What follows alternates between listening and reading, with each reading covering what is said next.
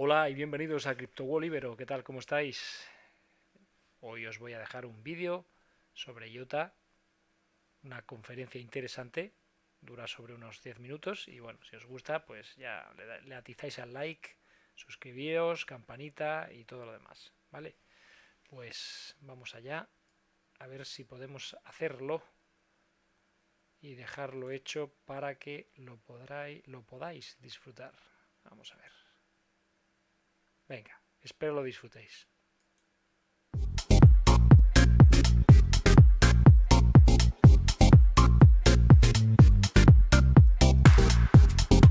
Promoting circular economy through blockchain-based digital product passports. So, hello again, everyone. Welcome to this keynote. My name is Laura Kaitazi, and I'm a Project and Regulatory Affairs Manager at the Iota Foundation and also a member of the Social Impact and Sustainability Working Group of INAPMA.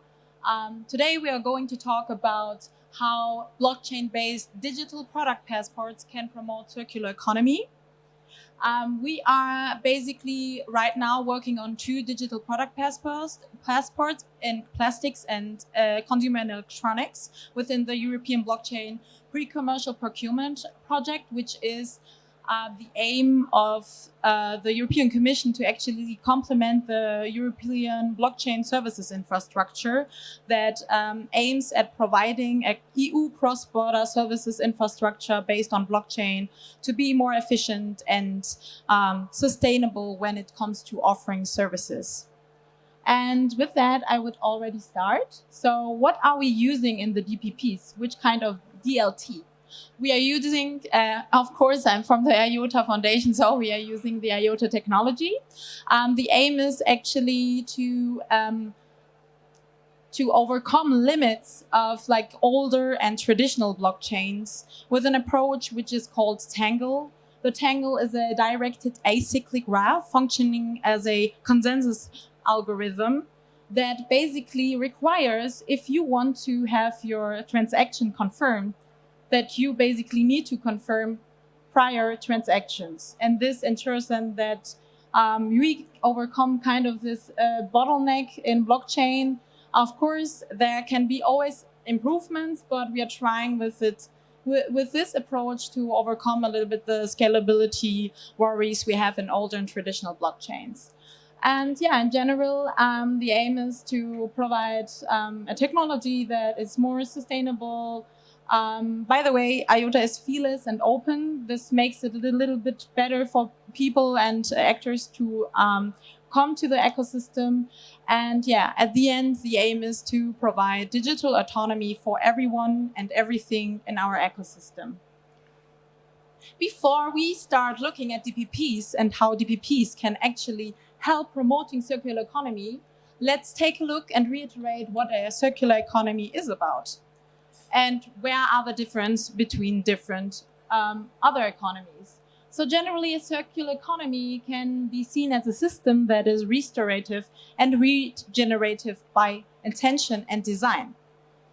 The difference between a linear and circular economy might be quite obvious, because in a linear economy, we don't focus on reducing waste. So we extract resources from our planet, we use them to produce, and then we use the product, and then we dispose it simply. Whereas in a circular economy, we really try to go at the beginning. We try to basically produce products in such a way that they are recyclable and reusable practically forever. So when looking then at the difference between a recycling and a circular economy, it's a little bit more nuanced.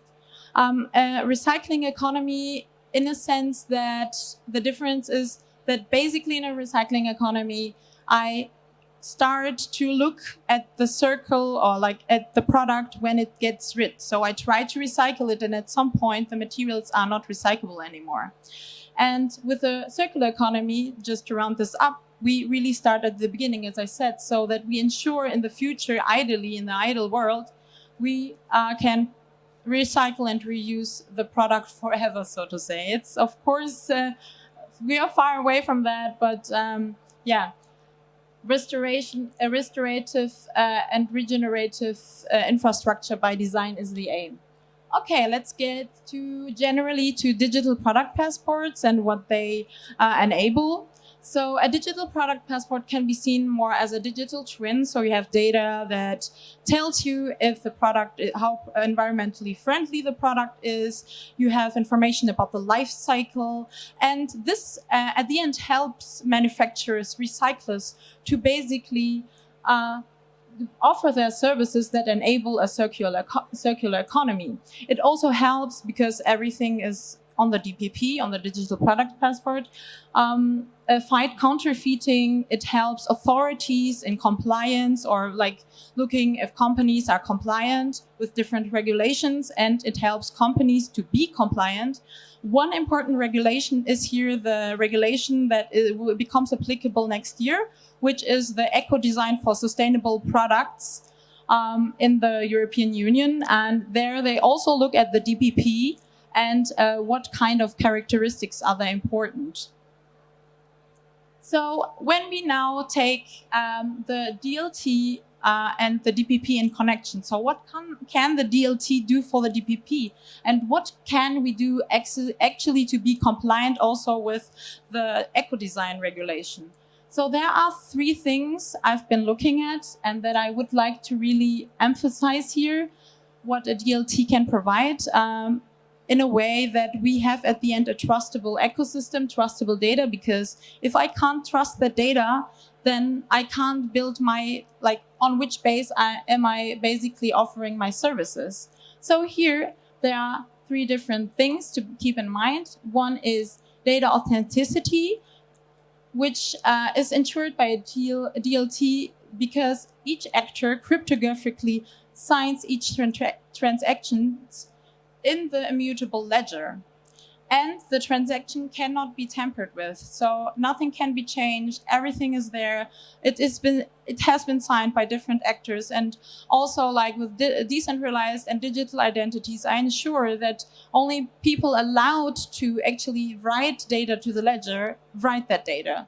Then we have auditability, very important, because I need to go back and see, okay, if everything has been, written in a way, it has been produced and recycled in a specific order, and if it's trustable. So regarding auditability, DLT can ensure it because the DPPs and the data of the DPP and DPP claims are actually time-stamped and are tamper-proof. So within the DLT. So anything that has been changed or any revocation is really can be seen and observed in the DLT.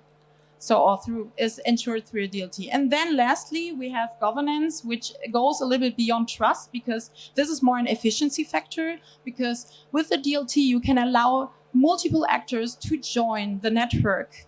And through the cryptography, through also DIDs, I can basically create a more efficient system because everything is going automatically, and I have this layer of trust.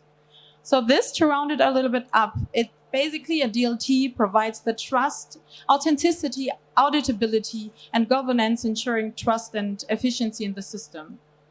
Okay, so to give it a little bit more real-world connection, I brought here two examples that we are working on. You can scan the QR code and click a little bit around by yourself.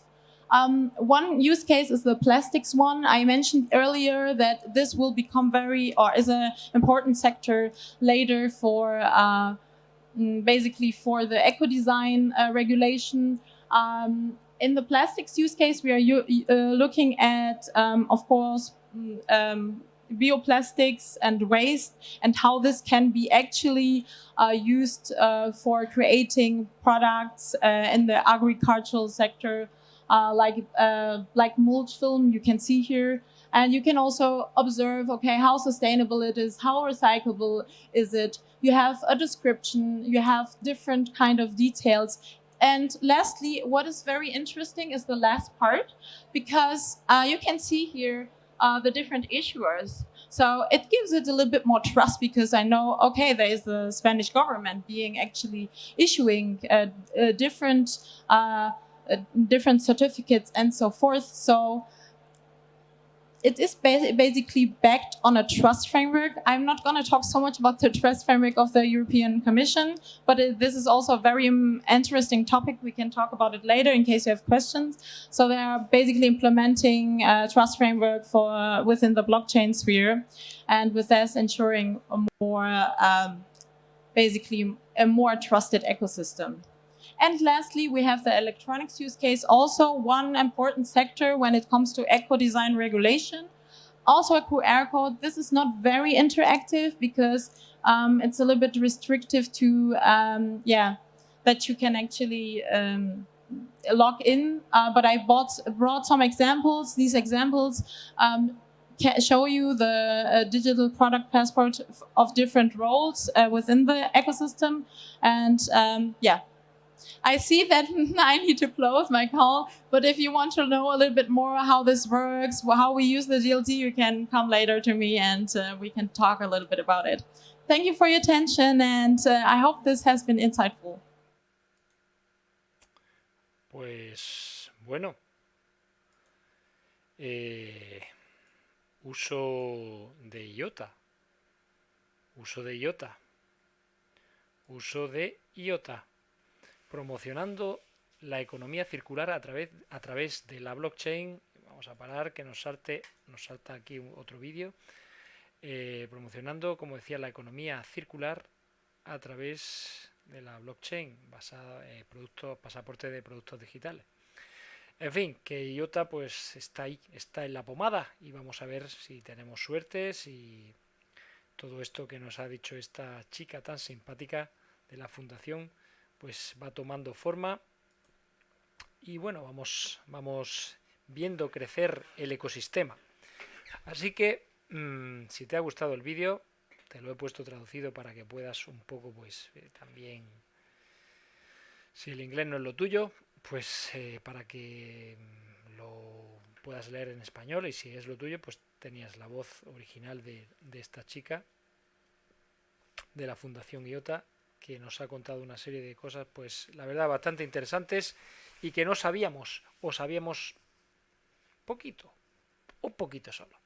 Bueno, pues sin más me despido, un fuerte abrazo desde CryptoWolibero, y seguiremos. Si te han gustado este tipo de vídeos, pues nada, vídeo de 10 minutos para que no sea muy paliza, y dale al like y suscríbete.